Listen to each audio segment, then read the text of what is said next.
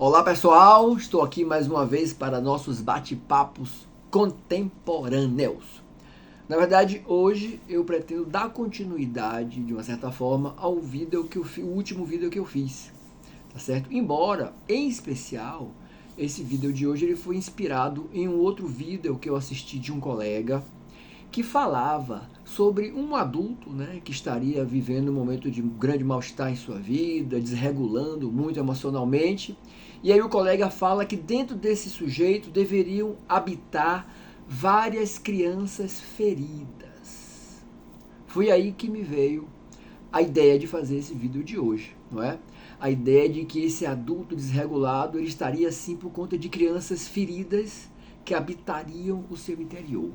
Então, essa ideia, né, de que o que acontece com o mundo adulto, em grande medida, pode ser explicado por experiências da infância, ela pode trazer implícito aí a leitura de que a infância seria uma fase propriamente problemática, né?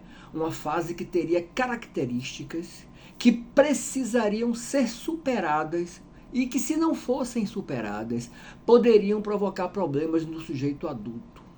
Então, se você tem uma família, por exemplo, né, que não sabe fazer a mediação para que a criança supere essas características, essas tendências destrutivas, negativas, que seriam próprias da infância, isso faria com que essas características se mantivessem e fossem pipocar lá na frente, seja na passagem para a adolescência, seja na vida adulta, enfim.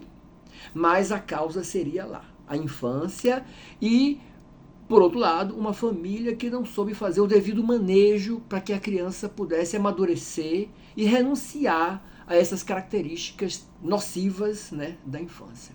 Mas eu me pergunto, será que isso realmente existe? Se a gente pegar, por exemplo, a ideia de um adulto descontrolado, né? Um adulto que não aceita ser frustrado, não aceita ser contrariado, e quando isso acontece, ele tem comportamentos extremos, agressivos. Então a ideia é que isso em germe estaria na infância, que a infância seria naturalmente assim, as crianças seriam naturalmente seres sem nenhuma capacidade de lidar com frustrações e que teriam tendências a ter reações extremistas, explosivas, agressivas, uma vez frustradas. Será que é isso mesmo? Será que as crianças elas têm essas características de fragilidade e de agressividade, né, que, se não forem devidamente tratadas, podem evoluir e produzir problemas mais graves lá na frente? Eu não percebo isso, nem a literatura que eu tenho acesso traz essa ideia. Isso é uma percepção que foi feita talvez a partir de uma leitura muito generalista, né, do que seria a infância. A infância ela já foi alvo de leituras muito negativas, né? Ao mesmo tempo que ela já foi alvo de leituras que as tornavam, as colocavam como uma condição ingênua, pura, né?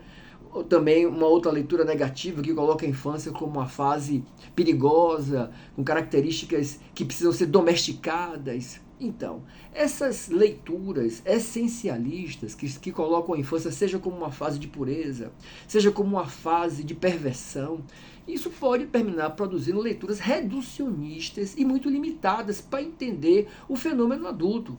Então, pensar que um adulto que tem características tirânicas, de intolerância, né, de autoritarismo, pensar que isso vem da infância, eu me pergunto, será que isso aí não é inversão de valores?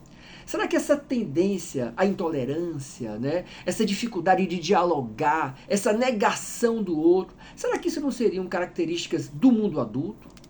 Próprias de cenários individualistas, cenários marcados pela competição, pelo poder, pela necessidade de se afirmar. Será que esses cenários não seriam eles os responsáveis pela produção desses comportamentos tirânicos?